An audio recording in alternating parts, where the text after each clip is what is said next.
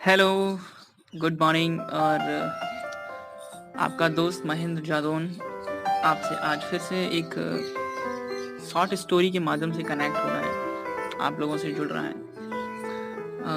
हर किसी की लाइफ में एक टाइम ऐसा ज़रूर आता है जब वो बहुत ज़्यादा कंफ्यूज होता है कोई बंदा कि क्या करना चाहिए, क्या नहीं करना चाहिए, किसकी सुननी चाहिए, किसकी नहीं सुननी चाहिए, कब करना चाहिए, कब नहीं करना चाहिए, कहाँ जाना चाहिए, कहाँ नहीं जाना चाहिए।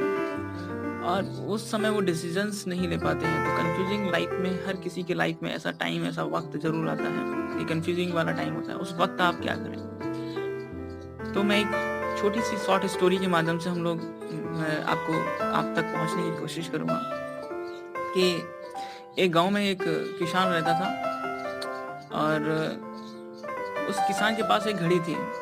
टिक टिक टिक टिक घड़ी थी और बहुत ही सुंदर घड़ी थी उसकी।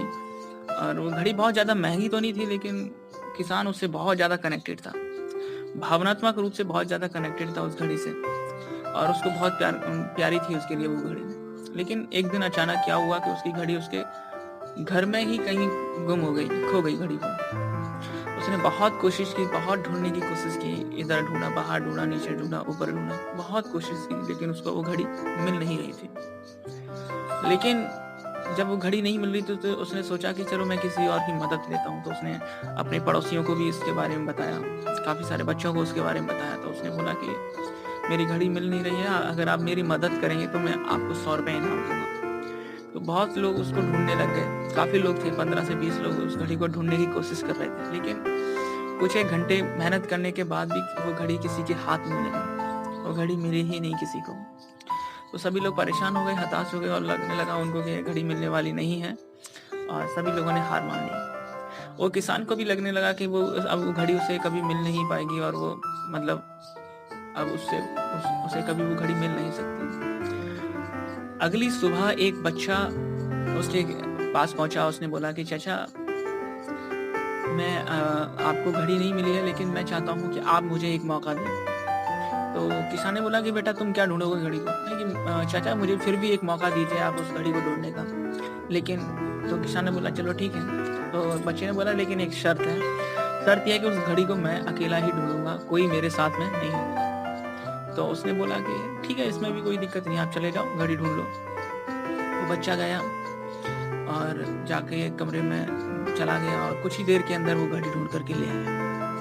किसान के हाथ में जैसे ही उसने घड़ी थमाई तो किसान को बहुत ज़्यादा खुशी हुई, बहुत ज़्यादा खुशी महसूस हुई। लेकिन उसने खुशी जो महसूस उसको हो रही थी, तभी अचानक उसको आश्चर्यचकित भी हुआ कि यार कल हम इतने लोग, सारे लोग इतनी घड़ी ढूंढ रहे थे, इतना टाइम तक ढूंढा, लेकिन बच्चे ने कुछ ही मिनट के अंदर गया और घड़ी ढूंढ करके ले आया, ऐसा कैसे पॉसिबल हुआ? तो उसने उसी बच्चे से वो सवाल कर लिया। तो बच्चे ने बहुत अच्छी तरीके से जवाब दिया। बच्चे ने बोला कि चाचा मैंने तो कुछ भी नहीं किया, मैं तो जाकर के कमरे में जाकर के शांति से मैं बैठ गया था वहाँ पे, और मैं बस इंतज़ार कर रहा था कि जैसे ही मैं शांति से बैठ गया, कमरे में शांति थी, तो थोड़ी-थोड़ी मुझे घड़ी की आवाज़ आ रही थी। उसके घड़ों जो होते हैं, उसकी जो सुइयाँ होती हैं, उनकी मुझे आवाज़ आने लगी और मैं उसी आवाज़ की दिशा में चला गया।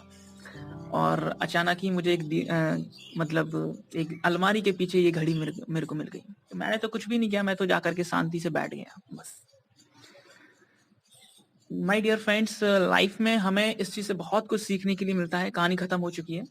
समझ में क्या आया हमको कि ये है कि बहुत सारी ऐसी सिचुएशंस आती हैं जब हमें बहुत ज़्यादा कन्फ्यूजिंग होती है, डिसीजन लेने में प्रॉब्लम होती है, तो उस समय हमें कुछ नहीं करना चाहिए, बस शांति से एक जगह पे बैठो और अपने अंदर की आवाज़ को समझने की कोशिश करो। बाहर से बहुत सारी आवाज़ें आपको आएँगी, कुछ करने के लिए, कुछ नहीं करने के लिए, बहुत सारी आवाज़ें आएँगी, लेकिन आप अपने लिए, खुद के लिए टाइम निकालो और एकांत में आप खुद के साथ में बैठो और अपने अंदर की आवाज़ को सुनो, उसको फ़ील करो, और यकीनन आपको सॉल्यूशन मिलेगा, बेस्ट सॉल्यूशन मिलेगा। तो बस ये कहानी यहीं पे ख़त्म होती है और मैं आपसे विदा ले